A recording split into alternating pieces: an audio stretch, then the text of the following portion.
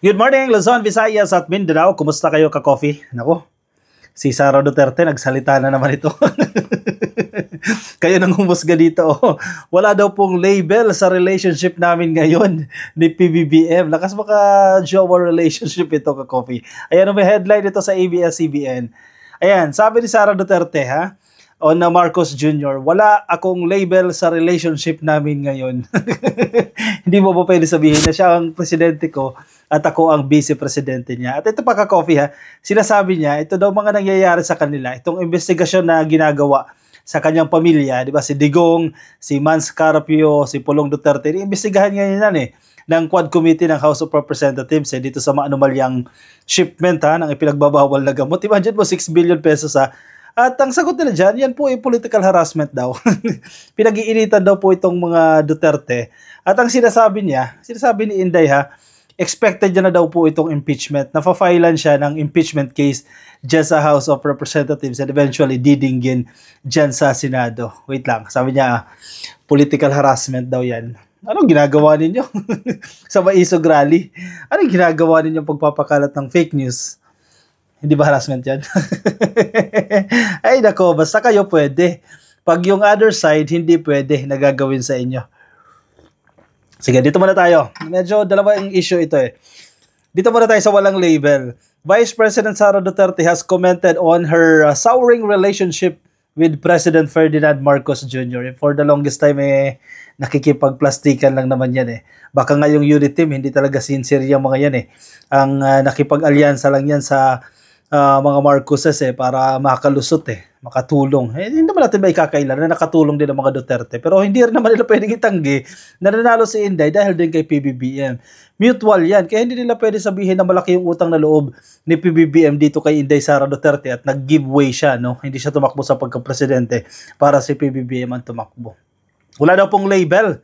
Parang relasyon ito Walang label. Duterte said their relationship currently has no label and they have not talked and seen each other as of late. Wag na makipagkita.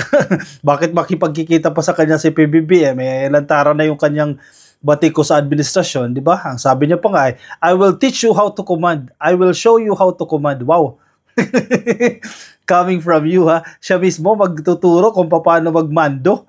Wow, anong karanasan niya? May napatunayan ba siya diyan sa Davao? Duterte said the relationship currently has no label and they have not talked and seen each other as of late. Wag na sila makipagkita kasi tinanong nga siya one time paano yan? Nung nag-resign siya sa DepEd, di ba? Tinanong siya, paano yan? Kung bigyan ka ng ibang trabaho ng presidente, bigyan ka ng ibang cabinet position, tatanggapin mo ba? Sabi niya, hindi na. Tamad na no? Kahit anong trabaho daw ibigay sa kanya, hindi niya natatanggapin yan. Tamad, di ba? Sa sahod lang. Yes, sige, may trabaho sa OBP, mamigay ng relief. Wala akong label sa relationship namin ngayon, hindi na kami nagkikita at hindi na kami nagkausap. She told the media in a book donation and reading activity dyan po sa Davao City. Duterte also said that an impeachment complaint against her is possible. Ayun, na-realize siya ka-coffee na posible daw po yung impeachment complaint na yan. Naku, hindi malabo yan. Alam mo, ang ginagawa dyan ng House of Representatives, ang route nila dyan yung confidential funds. Kasi sa unang tingin, imagine mo 125 million pesos, ginastos lang in a matter of 11 days.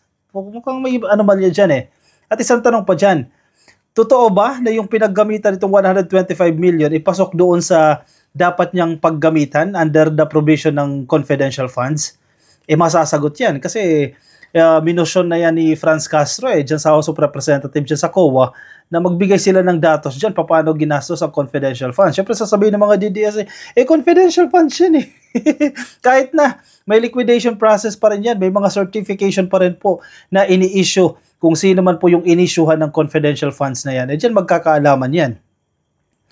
Lagi namang pinag-uusapan among members of the House of Representatives ang impeachment at naririnig din naman namin yan. Lagi yon base sa mga sinasabi ng mga kaibigan doon sa loob. Expected na natin dahil mainit nga ang politika ngayon dito sa ating bayan, sabi ni Inday. Ayan, hindi na siya pwedeng magulat dyan. Di ba? Maski si Harry Roque, protect Sara, nag-hashtag yan eh. Hashtag protect VP Sara. Bakit? Saan siya poprotektahan? Sa impeachment? Naramdaman nyo na may impeach. Kailangan naman ma-establish yung grounds dyan eh. Betrayal of public trust yung ruta na dadaanin yung impeachment complaint na yan. Though medyo matagal-tagal pa yan at isang malaking challenge yan sa House of Representatives para mapatibay yung kanilang argumento, no? Para magkaroon ng probable cause para maumusad yung impeachment complaint na yan dyan sa House of Representatives and then eventually didinggin yan dyan sa Senado. Meanwhile, Duterte agrees with her brother's proposed bill requiring public officials to undergo random drug test through hair follicle test. She said she wants to take the drug test together with her siblings. Paano pag may nag-positive? Pag may nag-positive dyan, hindi nila ipapublish. Hindi nila ilalabas. Paano pag nag-positive si Basti Duterte dyan? O paano pag nag-positive si Pulong Duterte dyan? Ano yan? Hindi nyo na ipapublish? And sino ba nagsabi sa inyo yan na kailangan yung gawin yan? Di ba? Si Harry Roque lang naman nanawagan dyan na kailangan yung magpa-drug test eh. Ano, papapansin na naman. Paano? Hindi na relevant eh. Ito mga Duterte, hindi na relevant. Kaya nag-iingay na naman ito eh. Para mapag-usapan yan. Nagsasayang na kayo ng pera dyan. Saan gagamitin yung hair follicle drug test na yan? I-insist ninyo, gawan niya kay PBBM. May ginawa niya na yan before the campaign eh. Tanungin niyo mismo si Atty. Vic Rodriguez, kasama siya mismo, na negatibo ito sa drug test na yan. Diba? Papapansin na naman kayo dyan eh. Isa pang headline ng GMA News Online. Ayan, kung makikita ninyo, yung headline na yan ng GMA News Online. Teka, basahin ko na lang ha. VP Sara slams political harassment versus family and expects impeachment. Sila lang ka-coffee ang pwede magsalita ha. At mag-rally sila, mag-maisog rally sila, magpa-interview si Digong dyan sa SMNI, magpa-press con dyan sa Davao, tawagin ng presidente ng bangag, tawagin ng kung ano-ano, gumagamit ng coke, kung ano-anong video. Pwede nilang gawin yan, hindi harassment yan. Sa kanila, para sa kanila, hindi harassment yan. Pwede nilang gawin yan. Pero kapag kabilang side na ang kikilos against them, aboy political harassment na yan. Ayos kayo Vice President Sara Duterte on Saturday described the allegations against her husband si Mans Carpio and brother Davao City Representative Paulo Duterte over a supposed shabu shipment as political harassment. Lahat ito ay political harassment. Ito po ay political attacks, the Vice President said in an ambush interview. Sagutin nyo na lang yan, ka-coffee. Malamang-lamang uusad naman yan eh. Pwede rin naman dyan sa investigasyon dyan sa House of Representatives para ma-justify niya rin yung kanyang sarili, di ba? Maipagtanggol niya ang kanyang sarili, attend din sa hearing dyan sa HOR. Pwede naman yan eh.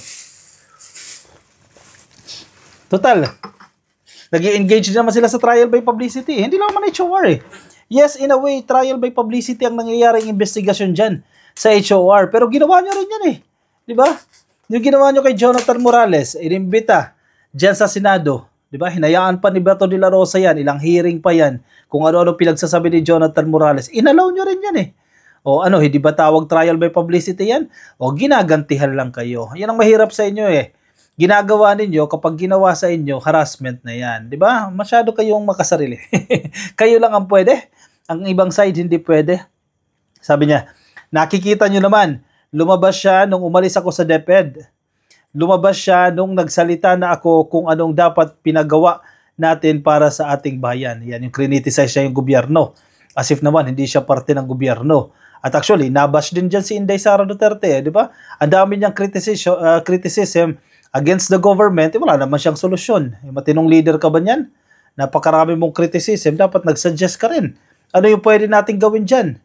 Di ba? Para ma-resolve yung mga problema na yan. Ang problema, wala eh. Wala rin naman tayo narinig na recommendation sa kanya dyan. O yung issue ng pagbaha dyan sa Davao, sila daw, binaha, naligo daw siya sa tubig baha. Di ba? Ang laking pondo binigay sa inyo dyan. In a matter of 3 years, dyan sa distrito nyo lang, ni Pulong Duterte. 51 billion yan at binabaha pa rin kayo. So, hindi mo pwedeng i-justify, hindi mo pwedeng i-reason out na walang pondo. May pondo dyan. Actually, napakalaki nga ng pondo na binigay sa inyo dyan eh. As compared sa ilang mga distrito sa buong bansa eh. Tapos sasabihin nyo, binaha pa rin kayo at isisisi nyo sa national government. Medyo problematic yan. Baka may nagkapera dyan, di ba? Mishandled yung funds dyan sa distrito nyo dyan. Duterte made the comment a day after former officer of the Bureau of Customs, Jimmy Guban, testified before a joint congressional hearing that he had been told that a multi-billion peso shabu shipment seized in 2018 belonged to Paulo Duterte, Mans Carpio, and the former presidential economic advisor Michael Yang. Actually, malaking usapin pa rin yan kasi questionable din ang credibility dito nito ni Jimmy Guban di ba? Pero hindi mo rin naman pwedeng i-disregard yung kanyang mga testamento. Kailangan na umusad na sa korte yan kasi hindi natin maikakailayan, may mga retractment din na naganap, nag-retract ng mga statement itong si Jimmy Guban, so kailangan lang ma-regain yung kanyang credibility. Kasi hindi ka naman pwede basta-basta magsalita na lang dyan, di ba? Nang wala kang mga patunay. So isang challenge din yan. Pero isa din ang malinaw dyan, sige, manalo ang mga Duterte sa kaso na yan, medyo stress din sila dyan. Di ba? Kasi kung usapin ng trial by publicity yan, sisira na rin yung imahe nila sa mga nangyayari dyan, di ba? So, lugi rin sila dyan. Para yung ginagawa ni Trillanes, si Trillanes, sampa siya ng kaso sa mga Duterte. Manalo man sila against this case, at least na-stress sila ni Trillanes. Effective si Trillanes dyan. Kung nang-aasar lang si Trillanes, effective siya kasi naasar niya yung mga Duterte. At kung ikaw nasa side ng mga Duterte, hindi mo naman pwedeng pabayaan na lang yan. Yung mga sinasampa sa inyong kaso, syempre, kinakailangan mo rin kumuha ng magagaling na abogado dyan para ipagtanggol ang mga Duterte. Syempre, gagastos sa bagay. Napakarami naman pera niyan Bilyones yan. Pero kinakailangan mo rin gumastos dyan. Pagtuunan mo ng pansin dyan. Maglatag ka ng efforts dyan para manalo ka sa kaso na yan. Manalo man kayo dyan o matalo, talo pa rin kayo. Actually. Kasi gumastos kayo dyan Nag-spend kayo ng resources dyan. Sinong nanalo dyan? Si Trillanes. Di ba? Si Trillanes lang ang nanalo dyan. Kawawa kayo dyan. Isa pa, itong usapin ng ICC. By September daw, lalabas na yung warrant of arrest ng ICC. Hindi natin alam kung paano, di ba? Pero by September daw yan. Sinasabi ni dating Associate Justice ng Korte Suprema, si Carpio, by September yan. Pero sabi ng DOJ, kanina nagsalita din ng DOJ, sinasabi nila, wala kaming ideya dyan sa September na yan na petsa. Regardless kung ano ba na mangyayari dyan sa ICC, pero malinaw naman ang stand ng presidente dyan, hindi siya magko-cooperate dyan sa investigasyon na yan ng ICC. Pero hindi rin pipigilan. Sabi ni Minardo Guevara, sabi ni Remulla, hindi niya rin pipigilan kung ano yung investigasyon na ginagawa na yan ng International Criminal Court. Parang mga karma ka-coffee, nagsusunod-sunod na ito Sinisingil na ito mga Duterte. So, ngayon, it's your turn, ka-coffee. Ipaliwanag din nyo yan, yung mga bintang sa inyo, linisin nyo yung pangalan nyo yan dahil mag-eleksyon. 2025 election, linisin nyo yung pangalan nyo kung gusto nyo may lumusot dyan sa senatorial race na yan, yung PDP, mga pambato ng PDP, or else wala damay kayo dyan As long as nakadikit kayo dyan kay Digong, damay yung inyong winning probability sa darating na halalan. Kaya linisin niyo yung pangalan nyo dyan dahil nasisira kayo. And eventually, pagdating ng 2028, kasi parang nagiging liability si Digong dito Kapag nakadikit ka kay Digong, nagiging liability ka So, sige, linis-linis kayo dyan. O siya, sige, antayin natin itong impeachment complaint na yan, ka-coffee. Kung uusad ba yan, kailan, no? 3rd year, 4th year, o kung ano man yan, antayin natin yan. Basta isa naman ang gustong gawin dyan nila Harry Roque. Madaliin yan para mapaupo si Inday Sara Duterte, pero isang malaking good luck sa kanila yan.